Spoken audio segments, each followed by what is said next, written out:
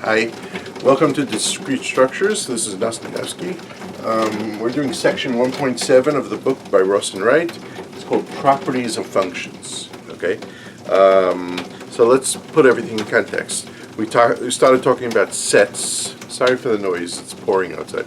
We started talking about sets, and then we talked about operations on sets.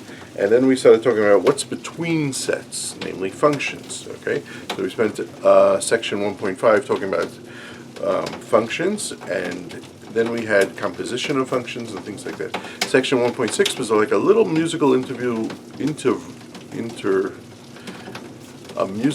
like a short break, and we talked about special types of functions called sequences. Okay, great. But now we go back to talking about functions, and we have special properties of functions.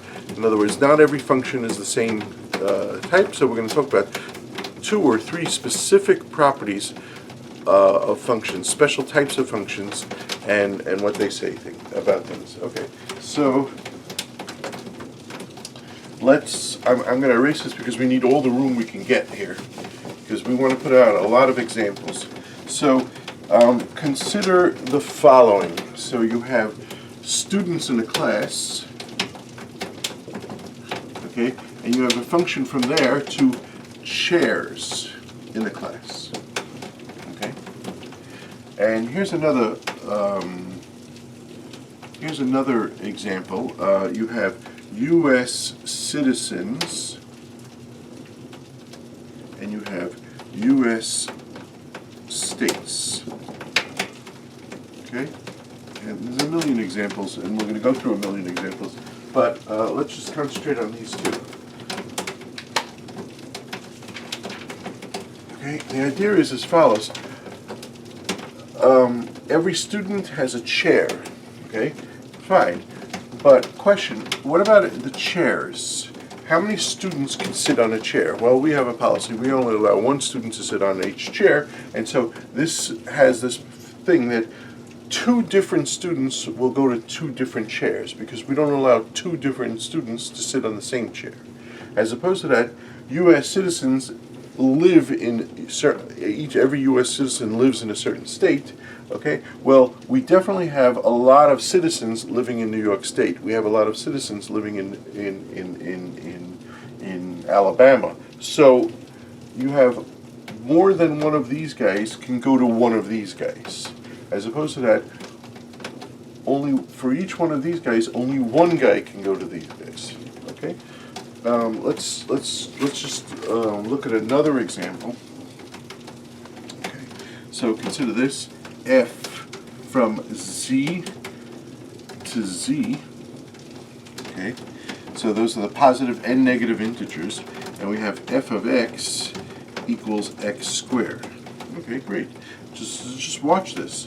F of negative 3 is equal to negative 3 squared, which is 9.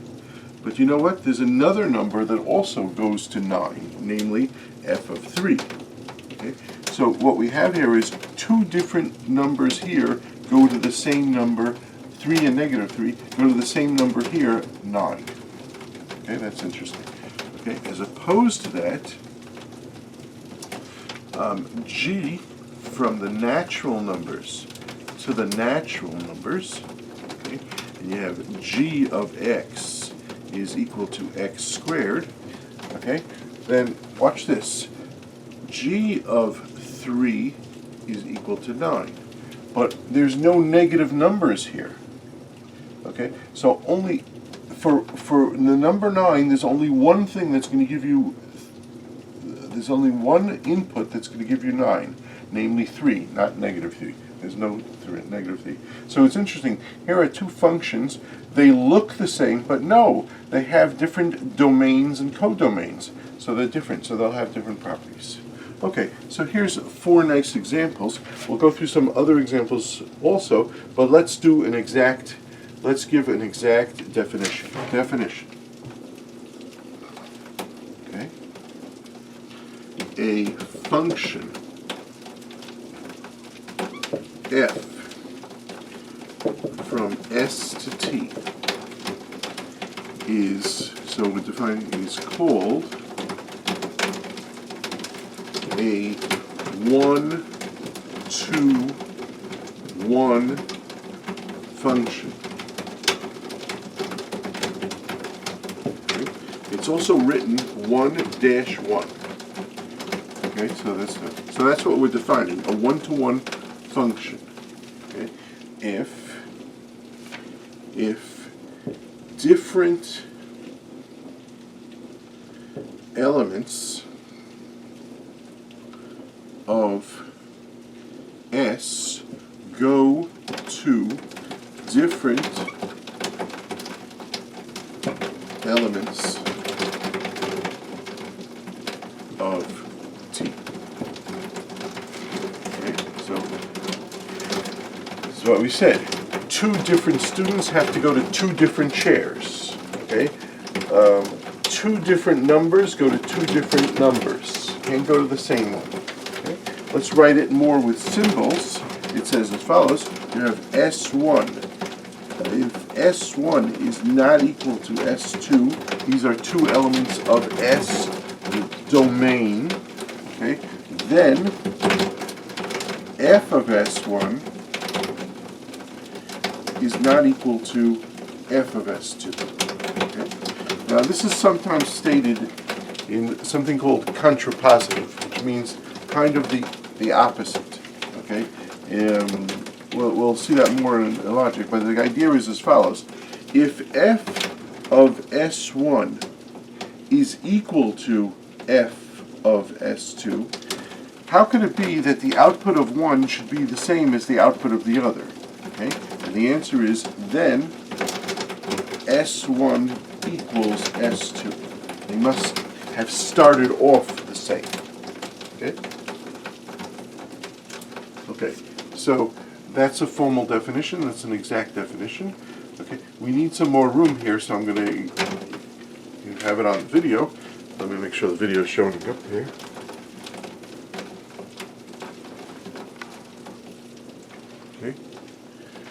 Okay, so we're going to erase it now because we want more definite, more examples. Okay, but you know what? Before we do that, let's just go through this. Okay, this was our primary example of something that was 1-to-1. It's not our primary example of something 1-to-1. This is our primary example of something that's 1-to-1. Okay, as opposed to that, two different U.S. citizens can both live in the same U.S. state. So X and Y, two different citizens, can both live in the same state. So this is not 1-to-1. I'm going to cross it out like that. Okay? This has two different inputs, can go to the same output. So this is not 1-to-1. Okay? And this is 1-to-1.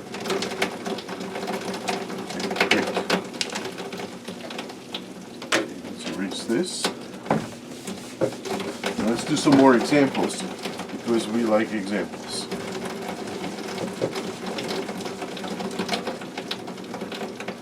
Okay. So consider the function f from the real numbers to the real numbers. Okay. And the function is f of x is equal to 3x plus 2. Okay, so the idea is as follows: if x1 is not equal to x2, then 3x1 is not equal to 3x2. Okay? Take two numbers, if they're different, then multiply each one by 3, you're going to get different numbers. Okay? Okay, and then also, I'm going to write then also. 3x1 plus 2, we're adding 2, is not equal to 3x1 plus 2. So take two different numbers, add 2 to them, you're going to get different outputs. Okay? Which means that f of x1 is not equal to f of x2. Okay? So what we get from this, what we learn from this, is that this function is 1-to-1. Okay, so this one is also 1-to-1. Okay, let's look at another example. This is f from z to z, positive and negative whole integers. Okay, and the function's defined as f of x is equal to x plus 3. The absolute value of x plus 3. Okay, so watch this. F of 5 is 5 plus 3 is 8. Absolute value of 5 of 8 is 8. So that's 8.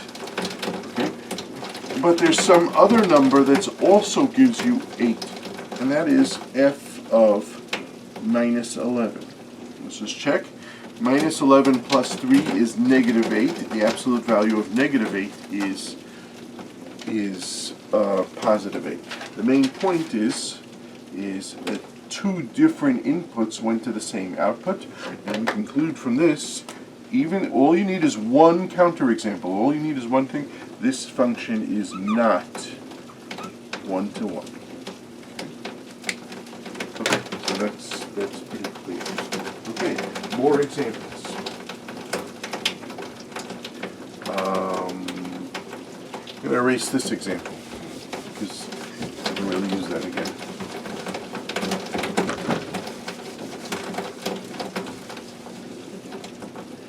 Actually, we're going to run out of space. Okay, fine. No, that's fine. Okay, a lot of times we give functions like this. We have a bunch of dots that are inputs, and we have a bunch of dots that are outputs. And we say, okay, this dot goes to here, and this dot goes to here, and this dot goes to here, and this dot goes to here, and this dot goes to here. Okay? Now, in this case, no two inputs went to the same output. So what we say is that this function is 1-to-1. Okay? Okay? But there are other examples too. For example,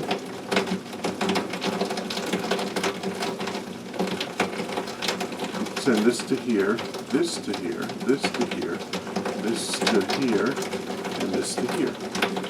So this is a nice legitimate function. It's totally legitimate. Remember, a function is not a good function if one thing goes to two things. We don't have that. We don't have two arrows coming out of the same dot. But this is not a one-to-one function. Why? Because here, this guy and this guy go to the same thing. So this is not one-to-one. Okay, great. Okay, more examples. Okay, no more examples. We're going to stop here with the examples. We're going to talk about another property. Erase this. We don't need it. Okay. We're going to talk about another property. And again, there are many properties of functions, but we focus on two things. Okay, let's talk about this. Is every single chair the output of some input? In other words, is every chair occupied? Yes or no? Okay, well, it depends what room you're sitting in. Okay, it depends what you're watching. So sometimes the class will be full, and then every chair was occupied, and then sometimes it's not. Okay, as opposed to that, U.S. citizens going to U.S. state. Question, is every single U.S. state, does they have someone living in them? And the answer is yes, they do. Even Wyoming, even, I don't know, North Dakota, whatever, has people living in them. Not a lot. Okay, so we'll talk about these two in a second. Okay, so we make a new definition. Okay, definition. Okay, a function f from s to t is onto. Okay, that's what we're defining. When is a function onto? Okay.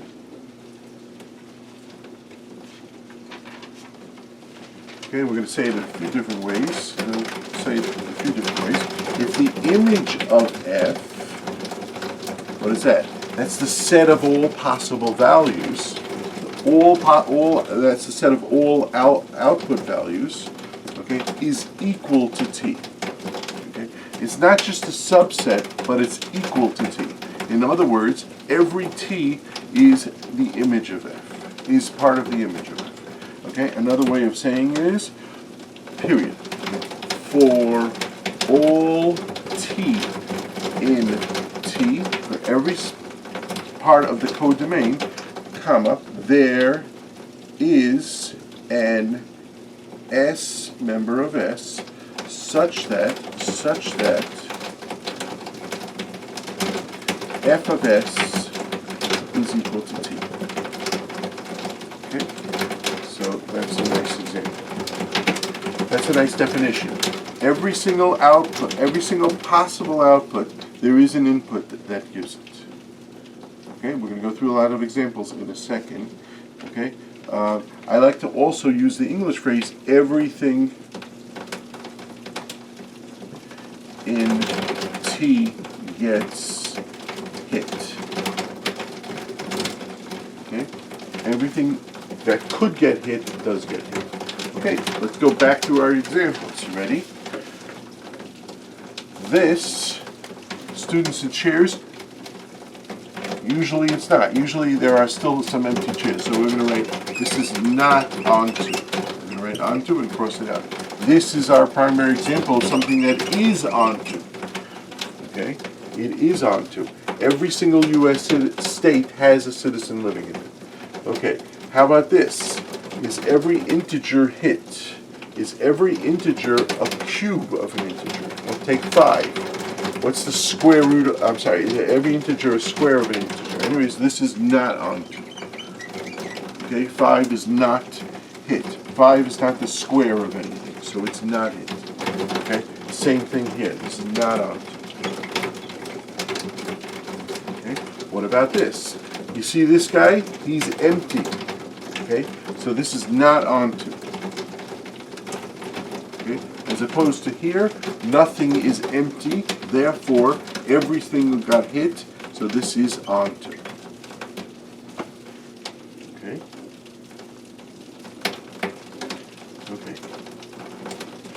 Okay, notice none of these are both. This is neither of them, but none of them are both onto and one-to-one. Let me give you an example. Okay, let me give you one example where they are both. Okay. So 1, 2, 3, 4, 5, 6. 1, 2, 3, 4, 5, 6. This guy goes here, this guy goes here, this guy goes here, this guy goes here, this guy goes here, and this guy goes here. Okay? This is both one-to-one and onto. Okay? Notice they both have 6 elements. Both the guy on the set on the left, the set on the right, they both have 6 elements. We'll see that that's kind of important. Okay? Great. All right. Let's do some more examples. We have to do more examples of onto functions.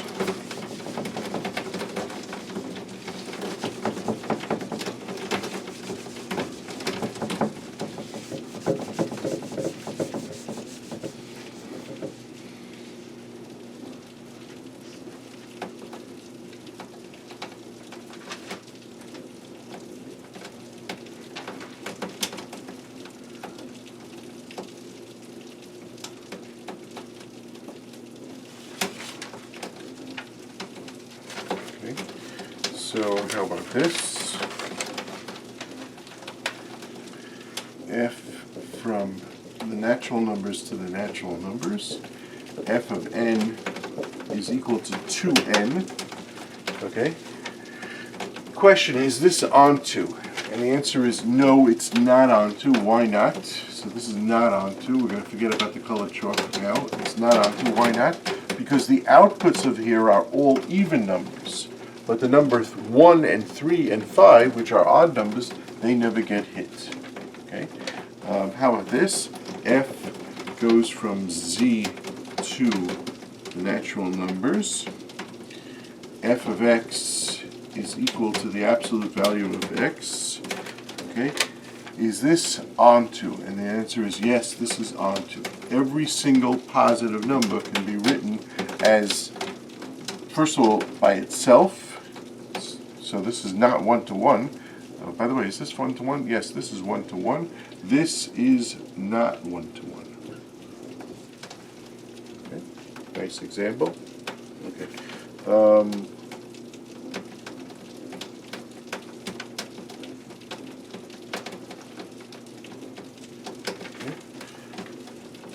One more example. Actually, two more examples. F from the natural numbers to the natural numbers. F of n is equal to n plus 1. This is not onto. What's missing? What output here is not an input? And the answer is, so this is not onto. Why? Because of 0. Nothing ever hits 0. As opposed to that, if we do f from z to z, okay, and we do the same thing, f of n is equal to n plus 1, this is onto. Why? What hits 0? Negative 1.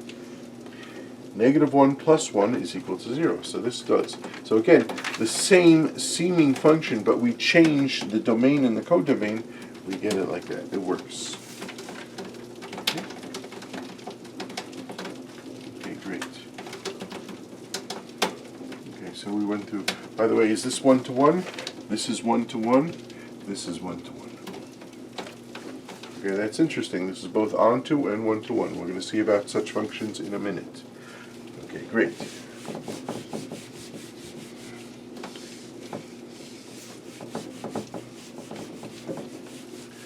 There we don't have, need all the room we can get, so let's erase everything.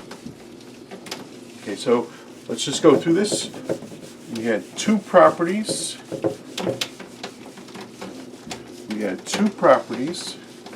One is called 1 to 1 and one is called onto.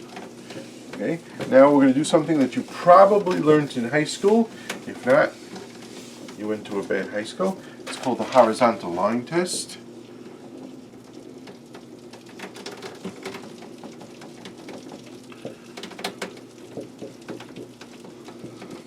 It goes like this. Okay, let's just explain it this way.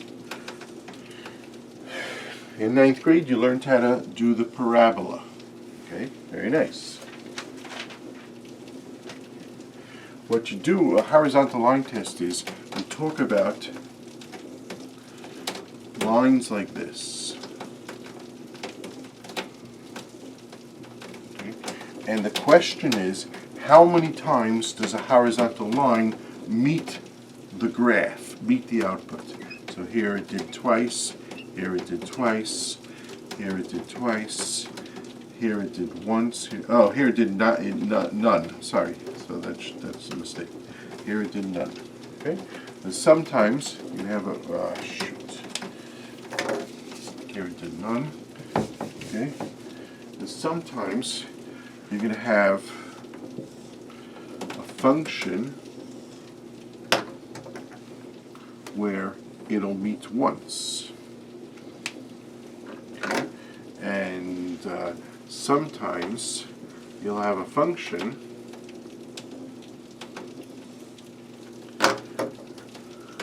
this is once, always once. And sometimes you'll have a function where it hits once, but it also hits 3 times.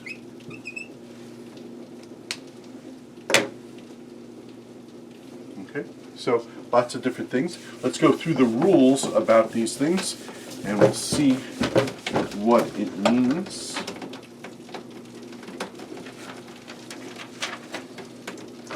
Okay, there's basically 3 rules. 1,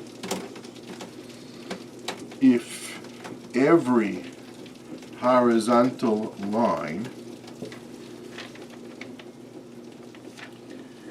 hits 1 or more times, then the function is onto. Okay. What does that mean? That means, look, you have a function. The horizontal lines represent outputs. And if every single input has some output, then it hits one or more time. It can hit 2 times, 3 times, 4 times. It can hit 1 time, or 2 times, or 3 times, or 4 times, or 5 times, etc. So if every horizontal line hits 1 or more times, then the function is onto, period. 2. If every horizontal line hits at most 1 time.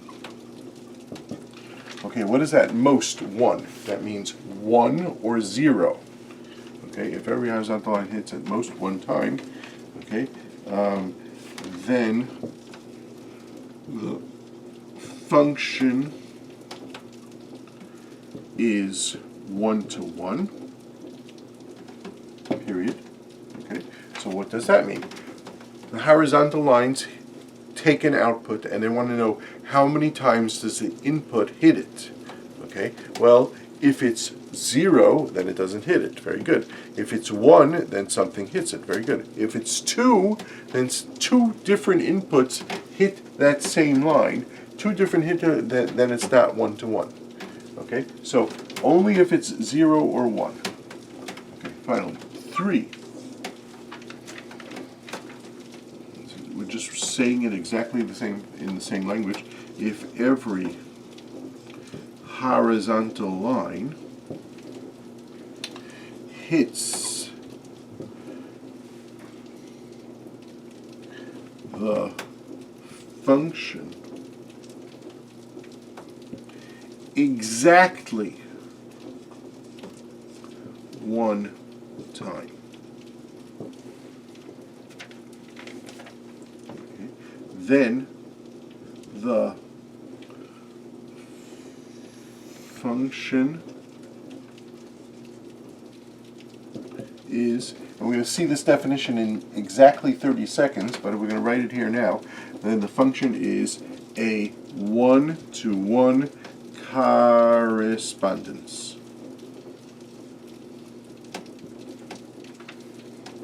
Okay. Okay, it's a 1-to-1 correspondence. Okay, and we didn't formally define what a 1-to-1 correspondence is, but we will in a second. Okay.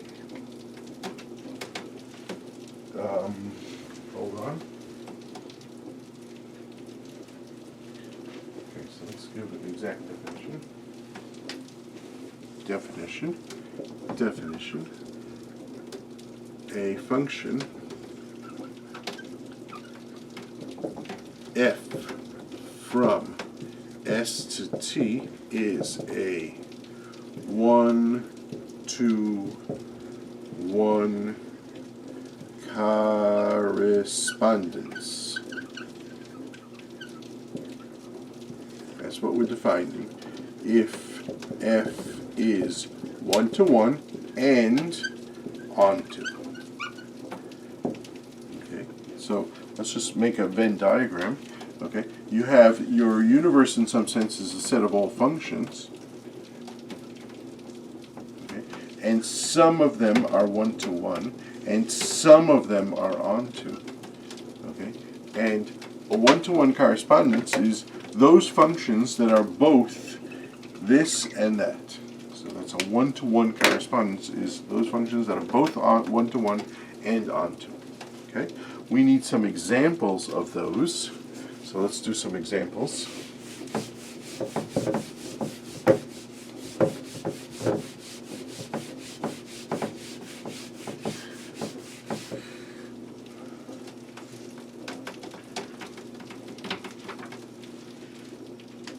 Okay, so some examples of 1-to-1 correspondence. Okay, we did some examples. Every single example that we had, we asked is it 1-to-1 and onto, and I pointed out that there were some of them that were both 1-to-1 and onto. Most weren't. Okay, so people and noses. Every person has a nose, Every nose has a person. Okay, but what it means, one-to-one correspondence, is that they have the same number of elements. Okay, in other words, every guy here in set S can be matched up with every guy in set T. Okay, there's a one-to-one correspondence. They're matched up. No two guys in S go to one in T. Okay, and that means it's one-to-one. And every single guy in T gets hit. So everybody has a match. They're married in some sense. Notice this doesn't work with ears because every person has, not every person, but every person has 2 ears. Okay, and it doesn't work with eyes. Okay, so that's a silly math, not math example. Let's do another non-math example. The fingers on my right hand has the same thing as the fingers on my left hand. Okay, so there's a one-to-one correspondence, and we can draw that correspondence like this. Okay, I've matched every one of my fingers on the right hand with every one of my fingers on the left hand. Okay, by the way, you can do this other ways too. Okay, match them up in other ways. Okay, great. So, fingers on left hand, fingers on right hand.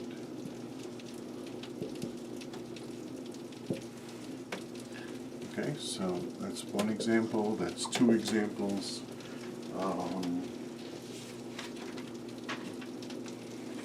Okay. Next, 3.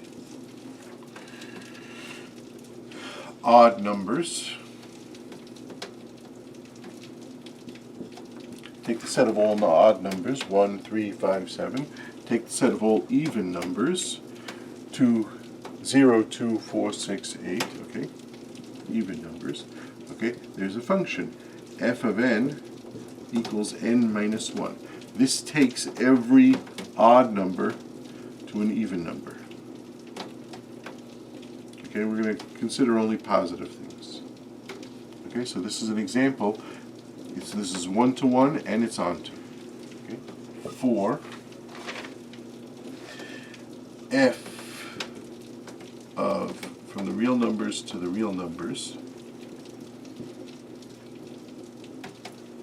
okay, f of x is equal to x to the third.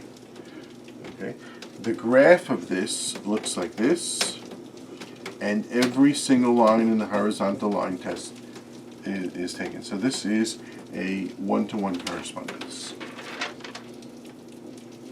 Okay, just one more shocking one. Okay, that's we're going to see later on when we talk in chapter 13. We talk about infinite sets. You ready? Take the natural numbers. Take the even numbers. Okay, watch this. F of n is equal to 2n. Okay, so 0 goes to 0, fine. 1 goes to 2, 2 goes to 4, 3 goes to 6, 4 goes to 8, 5 goes to 10, etc., etc. That's one-to-one, okay? No two numbers go to the same thing, and every even number is done. Now, but the shocking thing is, what this says is that this set of odd and even numbers, even and odd numbers, this also has 1, 3, 5, 7, is the same size as this set, 2, 4, 0, 2, 4, 6, 8 to 10. Okay, they're both infinite. So again, this set seemingly has twice the number of elements of this, because this has odd and even numbers, and this is just even, and yet they're the same size. Okay? Okay, great. So that's a lot of nice examples of that. Now let's do another definition.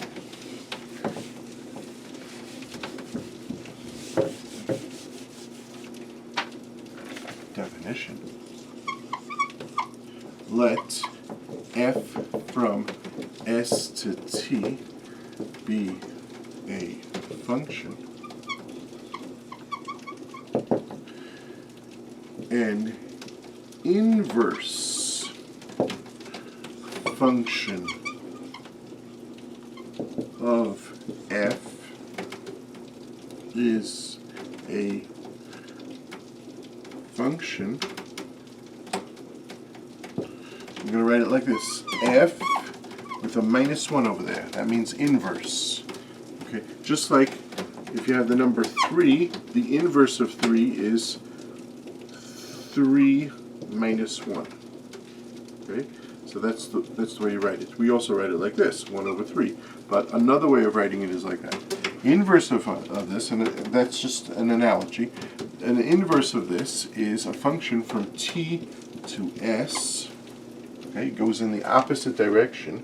Okay, and it has the following property. I'm going to leave me some space. I'm going to write the property here, but I want to just draw the property first. You have a set S. You have a set T. You have a function f from S to T. You have a function f inverse from T to S. And what you want is as follows. You want the inverse function to undo what the regular function does. So if you have a little object here called S, then f is going to do f of s. That's going to take it to that little object. Well, you want this inverse function to undo that. So you want that f inverse of the output, f of s, okay, is equal to s, is equal to the same thing. Okay, so let's write that out. Okay, the way to think of it is dressing and undressing. You get up in the morning, you're naked. You get dressed. Okay, when you get undressed, you undo it, and you get back to the same naked person as you are before. Okay, so we want to say it as follows: for all s member of s. So everything in the starting thing, if you take little s and you do f of it, okay, and then you do f minus 1 of that, you compose f with f minus 1, you should get out s. If it is an inverse function, that's what we're defining. 1 second, we're not finished. Okay, because we want to also go the other way. Namely,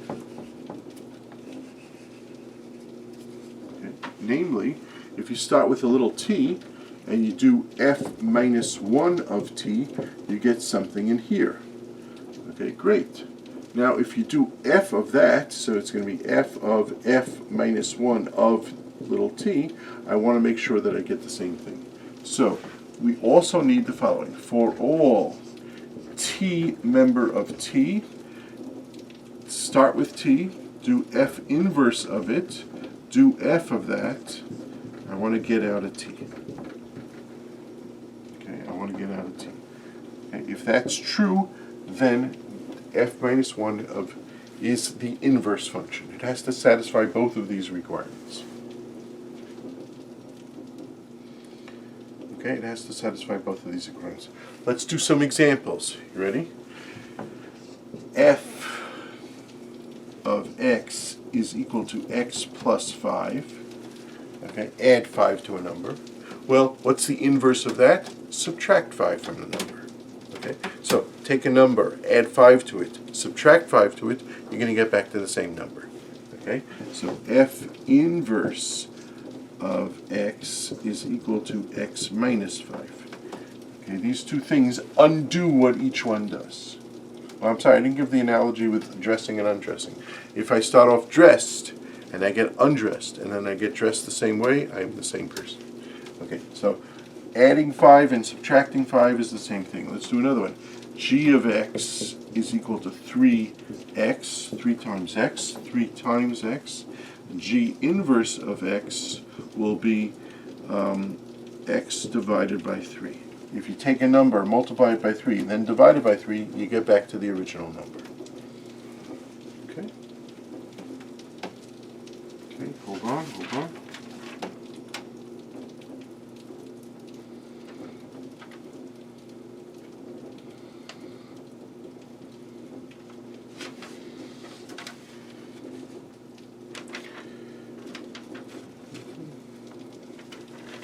Okay, so let's do this.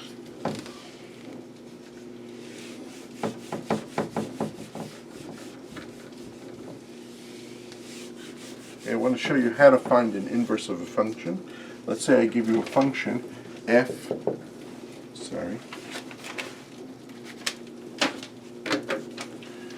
from the real numbers to the real numbers, and the function is defined as follows: f of x is equal to x to the third plus 5 divided by 7. Okay. So I want to find f inverse, okay, which will also go from the real numbers to the real numbers. Okay, and I want to find it. Okay, great. The way I want to do this is I want to think of the relationship between the input and the output. Okay, and the idea is as follows: you take a number and you dress it in many ways. Okay, so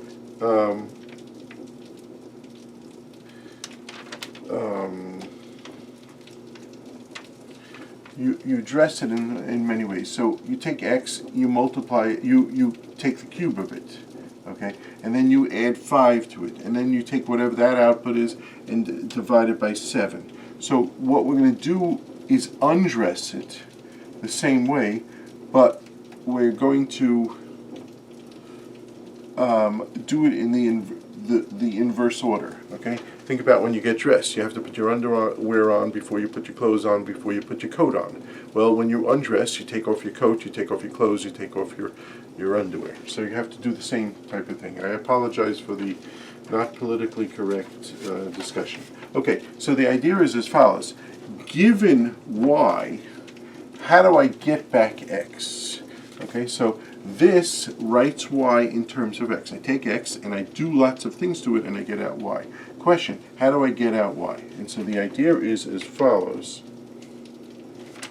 Okay, if this thing is true, x to the third plus 5 divided by 7 is equal to y, let's try to get x naked.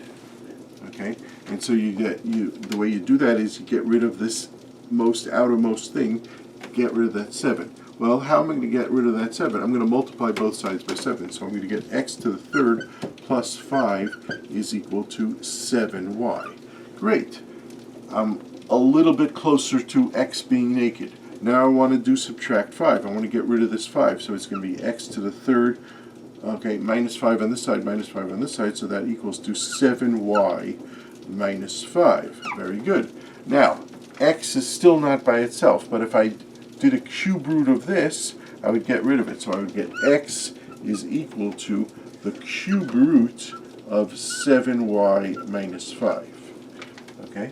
And so we write this as follows: f inverse, I'm going to forget about the y now, okay, of x is equal to, okay, I'm going to change the y to x because that just seems more correct.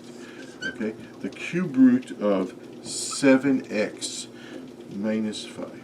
Okay, now if you do this function and then you do that function, you're going to get out x. If you do this function and then that function, you're going to get out x. So it undoes what it does. So the inverse undoes it. Okay, great. Hold on. Okay, great. We need a theorem.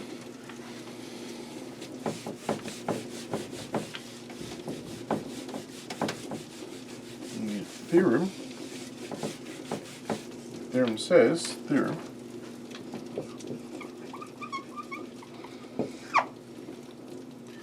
a function, not every function has an inverse. Okay, not every function has an inverse. So a function has an inverse if and only if it is a one-to-one correspondence. Okay? What that means is, if every input has exactly one output, then that exact one output can go back to that inverse. It can go back to the original thing. So if you have such a one-to-one correspondence, then you have an inverse. Okay, it goes the other way too. Okay. Okay. Let's do some examples. Okay. So first of all, people and noses. Okay. To every person, there's exactly one nose. You don't see any noses walking around without a person. Well, guess what? To every nose, there's a person. So you can go backwards. It doesn't work for ears. It doesn't work for eyes, because you're going to have you're going to have an eye. You're going to have two different eyes for one person. So that's not going to work. Okay, let's do another one. Okay, if I do the real numbers to the real numbers, f of x is equal to square root of x. Okay, this doesn't have an inverse. Why? Because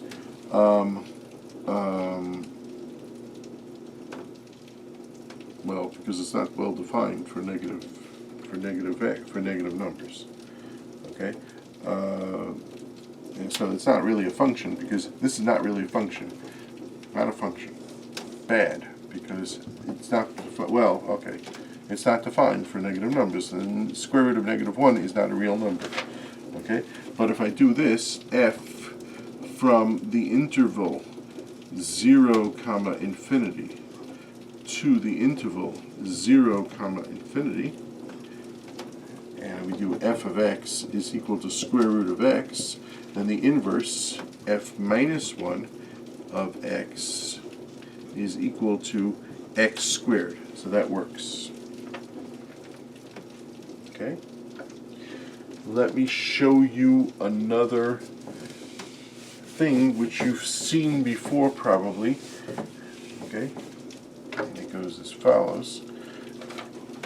F, let's just deal with the natural numbers.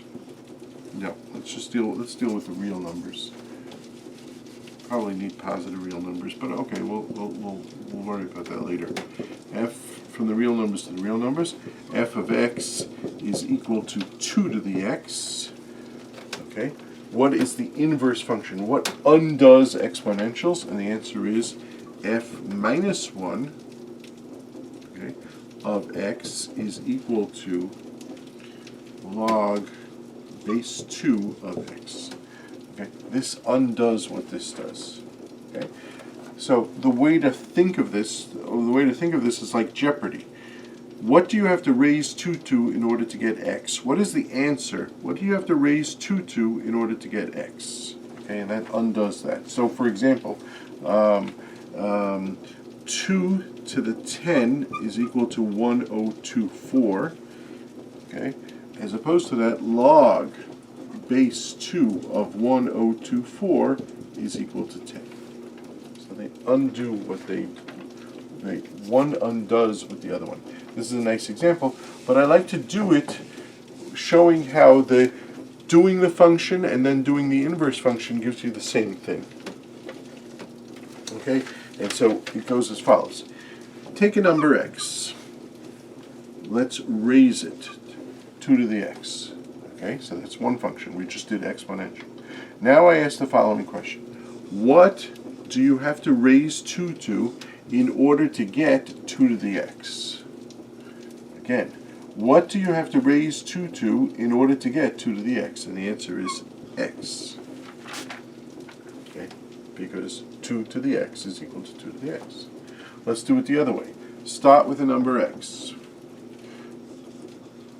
Now I ask the following question. What do you have to raise 2 to in order to get x? Okay, well, that's some number. Well, raise 2 to that number, and that gives you x. Okay, so this shows that exponential and then doing logarithm, it gives you the original input, and this also shows doing a logarithm and then doing exponential of that logarithm gets you the original thing. Okay, great. Okay.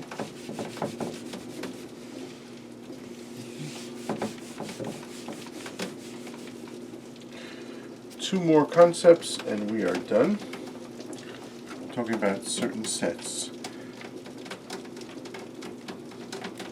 Okay. So we're defining certain sets. So definition. So this is the definition. Let f be a function from S to t. Period. If A, I'm going to draw a picture, you're going to get this in a second. If A is a subset of S, if A is a subset of S, comma, we define f of A. Now that's a strange notation because f usually takes as input little elements of S. But now we're saying not a little element, but an entire subset. F of A is going to equal to, ready?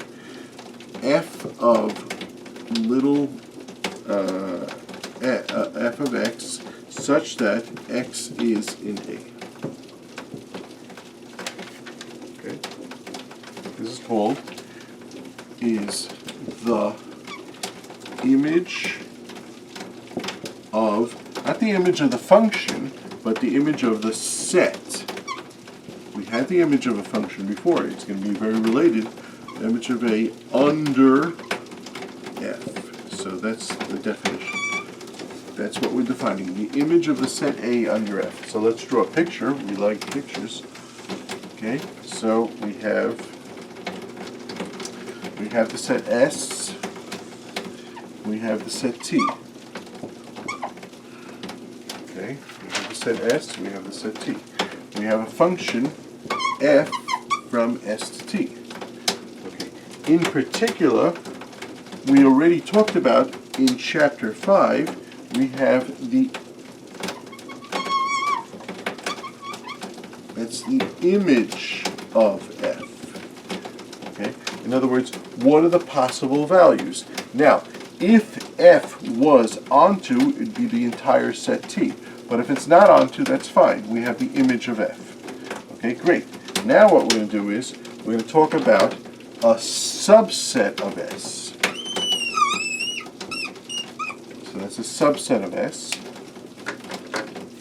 Okay, and guess what? There's going to be another set called f of A. And that's going to have all the possible outputs of this. If you want, you can draw it like this. Hold on. This goes to here. All the possible values of S goes to the image of F. By the way, another way of saying the image of F, the image of F is really the image of the entire input, S. Okay? But another thing that we could say is the output of A is that. Okay? So that's very pretty. Okay? So, but we have to look at some examples of this.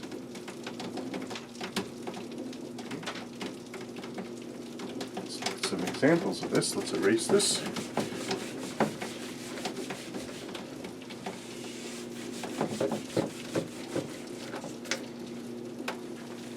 Find a better marker. Our eternal quest to find good markers. Okay.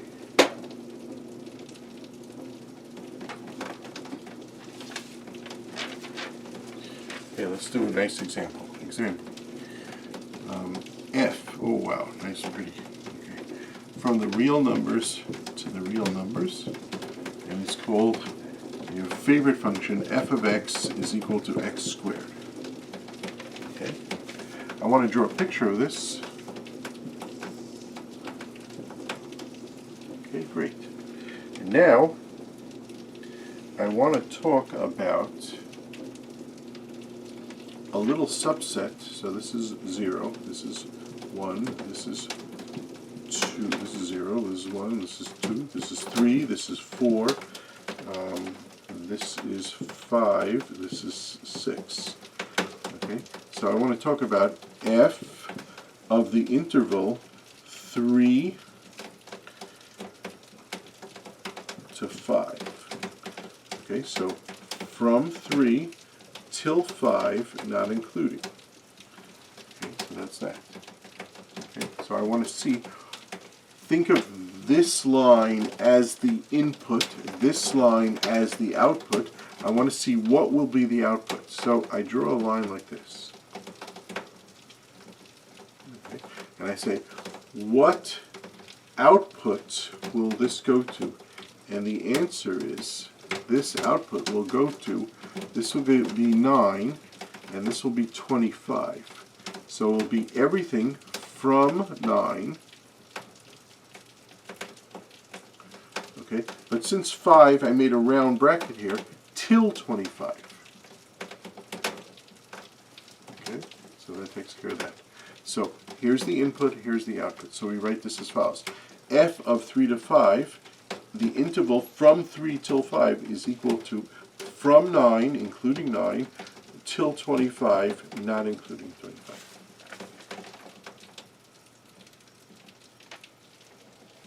Okay, let's make it a little bit more complicated. Okay, imagine that hit there. Okay, and now I ask, how about this? From -2 till 5. Okay, so then we're going to do this.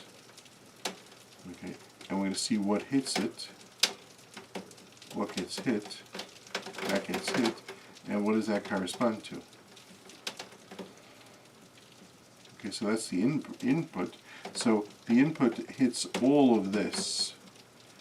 So we say it as follows. F from -2, round bracket, square bracket, till +5, from -2 all the way to +5, okay, is equal to, notice the output never goes below 0, because the square function never goes below 0, and so we get this as output of 0, 25. Round bracket. Okay, so that's a nice example. Okay, great. Let's talk about another set.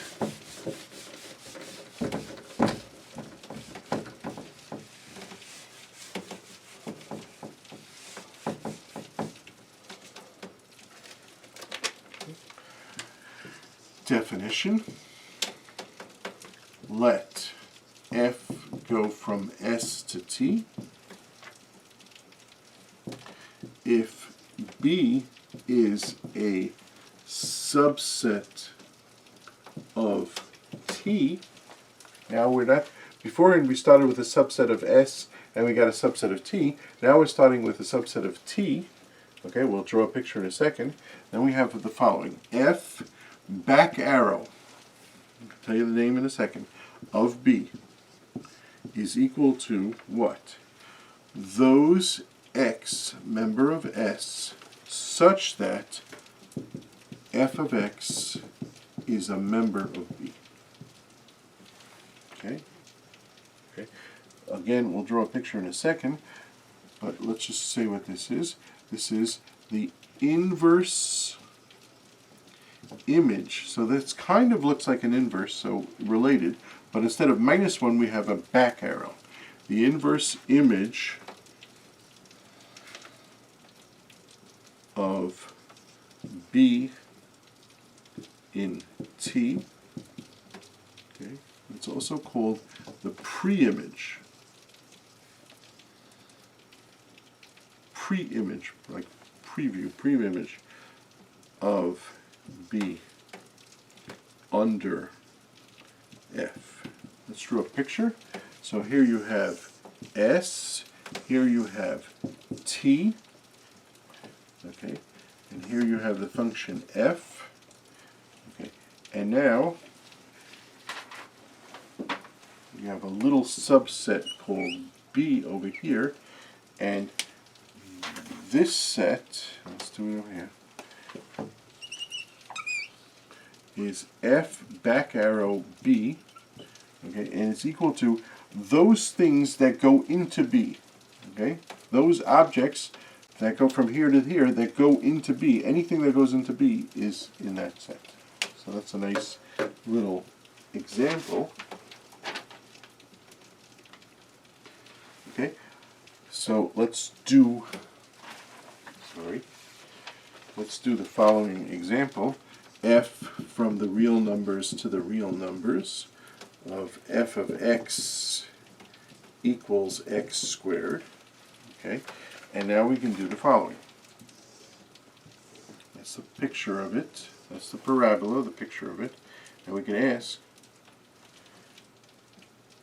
again, this is the input line, this is the output line, so we can go from 2 to 3, and we can say square bracket by 2, round bracket by 3. Question, what inputs give us this output? And the answer is